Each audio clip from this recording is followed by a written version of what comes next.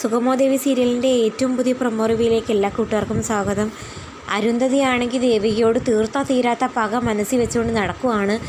ഏതവസരത്തിലും പ്രഭാവതിയെയും സിദ്ധാർത്ഥനേക്കായും മുമ്പേ ദേവികയോടുള്ള കണക്ക് തീർത്തിട്ടേ മറ്റെന്തോ ഉള്ളൂ എന്ന വാശിയിലാണ് അരുന്ധതി. സിപിയും ത്യാഗരാജനും ആദ്യം കാര്യം എന്താണെന്ന് മനസ്സിലായില്ല. ത്യാഗരാജനാണെങ്കിൽ ദേവികയെ വിജയിപ്പിച്ചതിന് പിന്നിൽ അരുന്ധതിയാണെന്ന് മനസ്സിലാക്കി പല ആളുകളും പല ഓഫറുകളും ആവശ്യങ്ങളും പറയുന്നു. അതെല്ലാം വന്ന് നമ്മുടെ അരുന്ധതിയോട് ഷെയർ ചെയ്യുമ്പം ഒന്നും പറയാൻ പറ്റാത്ത അവസ്ഥയിൽ നിൽക്കുന്നുണ്ട്. കാരണം ദേവികയോട് പിണങ്ങിയെന്ന് പറയാൻ പറ്റുന്നില്ല. എന്നാൽ സിപിയോട് സത്യം തുറന്നു പറയുന്നുണ്ട്. ദേവിക പാല് കൊടുത്ത കയ്യിൽ തന്നെ കൊത്തിയിട്ടുണ്ടെന്നും അവളിനി എൻ്റെ ശത്രുവാണ്, അവളെ തോൽപ്പിക്കാതെ തനിക്കിനി ഒരു ജീവിതമില്ലെന്നൊക്കെ പറയുമ്പോൾ സിപി ആകെ ഷോക്കാകുന്നു. കാരണം ദേവികയെ വിജയിപ്പിക്കാൻ വേണ്ടി ഇച്ചിരി ഇമ്മിണിയും പൈസയല്ല അരുന്ധതി ചിലവാക്കിയിട്ടുള്ളത്. അതുമാത്രമല്ല പ്രഭാവതി തോൽപ്പിക്കാനായിട്ട് ആവുന്നത് പരിശ്രമിക്കുകയും ചെയ്തിരുന്നു. അതെല്ലാം ഇപ്പോൾ വിഫലമായോ എന്നുള്ളൊരു ടെൻഷനിലാണ് സിപി. ദേവികയോടുള്ള കണക്ക് തീർക്കാതെ താൻ ഈ നാട്ടിൽ നിന്ന് പോകത്തില്ലെന്ന് പറയുമ്പം ഋഷി പറയുന്നു, എനിക്ക് കണക്ക് ചോദിക്കാനുള്ളവരുടെയും പ്രതികാരം ചെയ്യാനുള്ളവരുടെയും പ്രതികാരം ചെയ്തതിന് ശേഷം മാത്രമേ ഞാൻ ഈ നാട് വിട്ടു പോകൂ. അന്നേരം അരുന്ധതി പറയുന്നുണ്ട്, മോനെ ഒരു സമയത്ത് വിലക്കിയതിനെ ഓർത്ത് ഞാനിപ്പോൾ ഖേദിക്കുന്നുണ്ട്. അന്ന് മോൻ പ്രഭാവതിയെ തട്ടിക്കൊണ്ടുപോയി ഉപദ്രവിക്കാൻ ശ്രമിച്ച സമയത്ത് ഞാനൊന്നും കണ്ട ഭാവം എടുക്കാൻ പാടില്ലായിരുന്നു. എന്തായാലും ഈ അമ്മയ്ക്കൊരു തെറ്റ് പറ്റിപ്പോയി, ഇനി ആ തെറ്റ് ആവർത്തിക്കില്ല, മോൻ ഇഷ്ടമുള്ളതുപോലെ ചെയ്യാമെന്ന് അനുവാദവും കൊടുക്കുന്നുണ്ട്. നമ്മുടെ മുരളിയാണെങ്കിൽ നാട്ടിലെത്തിയിട്ടുണ്ട്. സർപ്രൈസായിട്ടാണ് വന്നിരിക്കുന്നത്. നന്ദനോടോ ദേവികയോടോ എന്തിനു പറയുന്നു, ഗൗരിയോട് പോലും നാട്ടിൽ വരുന്ന കാര്യമൊന്നും അറിയിച്ചിട്ടില്ല. സർപ്രൈസായിട്ട് വന്ന് തട്ടി വിളിക്കുമ്പോഴാണ് ശരിക്കും പറഞ്ഞാൽ ഗൗരി പോലും മുരളിയെ കാണുന്നത്. മുരളിയാണെങ്കിൽ സ്വപ്നത്തിൽ വന്ന് നിൽക്കുകയാണെന്നാണ് ഗൗരി ആദ്യം കരുതിയിരുന്നത്. പക്ഷേ പിന്നീട് മനസ്സിലായി സത്യമാണെന്ന്.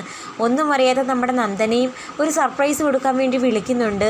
MLA ആയ ദേവികയോട് കുറച്ച് കൈക്കൂലി കൊടുത്ത് തൻ്റെ ആവശ്യം നിറവേറ്റുക എന്ന ദൗത്യത്തോടെ വിളിക്കുന്ന മുരളിയോട് ഭയങ്കരമായിട്ട് ചൂടാവുന്നുണ്ട് നമ്മുടെ നന്ദൻ.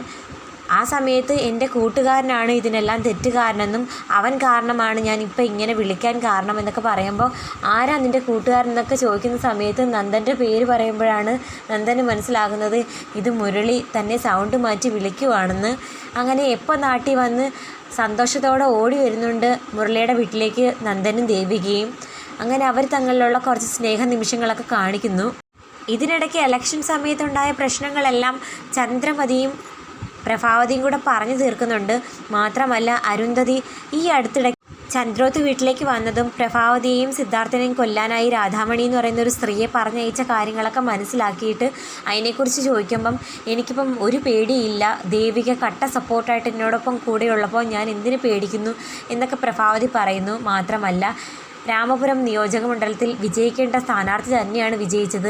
ഞാൻ ശരിക്കും പറഞ്ഞാൽ നല്ലൊരു കുടുംബിനിയാണ്, നാട്ടുകാര്യങ്ങൾ നോക്കുന്നതിൽ ദേവിക തന്നെയാണ് മിടുക്കി എന്നൊക്കെ പറയുമ്പം ചന്ദ്രമതിക്കും അത് ഭയങ്കര സന്തോഷമാകുന്നു. അവർ തങ്ങളിലുള്ള പിണക്കമെല്ലാം പറഞ്ഞു തീർക്കുന്നത് കണ്ട് ത്യാഗരാജൻ ചോദിക്കുന്നുണ്ട്, എന്തു പറഞ്ഞു, കൂടുതൽ അങ്ങോട്ട് വിശ്വസിക്കാൻ പോകണ്ട, അവരെന്ത് പറഞ്ഞാലും ഒരു VDF സ്ഥാനാർത്ഥിയാണെന്നൊക്കെ പറയുന്ന സമയത്ത് ഇലക്ഷൻ സമയത്താണ് രണ്ട് ചേരിയായിട്ട് നിന്നത്. ഇപ്പം പ്രഭാവതിക്ക് എല്ലാ തെറ്റുകുറ്റങ്ങളും മനസ്സിലായിട്ടുണ്ടെന്നും ഇനി പ്രഭാവതിയോട് പാർട്ടിക്കാരും പറഞ്ഞ് വിഷമിപ്പിക്കേണ്ട കാര്യം തനിക്കില്ല എന്നൊക്കെ നമ്മുടെ ചന്ദ്രമതി പറയുന്ന സമയത്ത് ത്യാഗരാജൻ ചോദിക്കുന്നു, അപ്പോൾ ചേച്ചിക്ക് പ്രഭാവതിയോടുള്ള എല്ലാ വിരോധവും മാറിയോ? അതിന് എനിക്ക് പ്രഭാവതിയോട് ദേഷ്യമൊന്നുമില്ലായിരുന്നല്ലോ. പിന്നെ പ്രഭാവതി ദേവികയ്ക്കെതിരെ മത്സരിക്കുന്നതിൻ്റെ ഒരു ചെറിയ അനിഷ്ടം മാത്രമേ ഉണ്ടായിരുന്നുള്ളൂ എന്ന് പറഞ്ഞു പോകുന്ന സമയത്ത് ത്യാഗരാജൻ മനസ്സിൽ വിചാരിക്കുന്നു, ഓ ഇപ്പോൾ എങ്ങനെ ആയോ.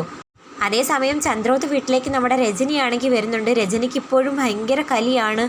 ഗിരീഷിൻ്റെ റിലേറ്റീവിനൊരു ട്രാൻസ്ഫറിൻ്റെ കാര്യത്തിന് ദേവികയുടെ അടുത്ത് വന്നപ്പോൾ ദേവിക അത് ചെയ്തു കൊടുക്കാത്തതിൻ്റെ ദേഷ്യത്തിലാണ്. ദേവികയും സിദ്ധാർത്ഥനും കൂടി പോകാനൊരുങ്ങുന്ന സമയത്താണ് രജനി കയറി വരുന്നത്. ചേച്ചിയോ, ചേച്ചിയുടെ കാര്യം ഞാനിപ്പം മനസ്സിൽ വിചാരിച്ചതേ ഉള്ളൂ. ചേച്ചി അന്ന് കൊണ്ടുവന്ന ആ ഒരു ആപ്ലിക്കേഷൻ ഇല്ലേ, അതൊന്നും കൂടി തന്നിരുന്നെങ്കിൽ ഞാൻ എന്ത് വേണമെന്ന് നോക്കാമായിരുന്നു. നീ ഒന്നും ചെയ്തു തരണ്ട, വലിയൊരു MLA വന്നിരിക്കുന്നു, നീ എന്ന് മുതലാ ഈ സ്ഥാനമാനങ്ങളൊക്കെ കണ്ടു തുടങ്ങിയത്? അതിനു മുമ്പേ ഞാനിതൊക്കെ അനുഭവിച്ച് ജീവിച്ചവളാ എന്നൊക്കെ രജനി പൊട്ടിത്തെറിച്ച് പറയുന്ന സമയത്ത് ദേവിക പറയുന്നു, ചേച്ചി എന്തിനാണ് എന്നോട് ദേഷ്യം കാണിക്കുന്നത്? എന്നെ ഏറ്റവും കൂടുതൽ സ്നേഹിച്ചിട്ടുള്ളതും മനസ്സിലാക്കിയതും ചേച്ചി തന്നെയല്ലായിരുന്നോ എന്ന് ചോദിക്കുന്ന സമയത്ത് രജനി പറയുന്നു, അതാ പാല് കൊടുത്ത കയ്യിൽ തന്നെ നീ കൊത്തിയില്ലേ എന്ന് ചോദിക്കുന്ന സമയത്ത് സിദ്ധാർത്ഥനാണെങ്കിൽ അങ്ങോട്ടേക്ക് വരുന്നു.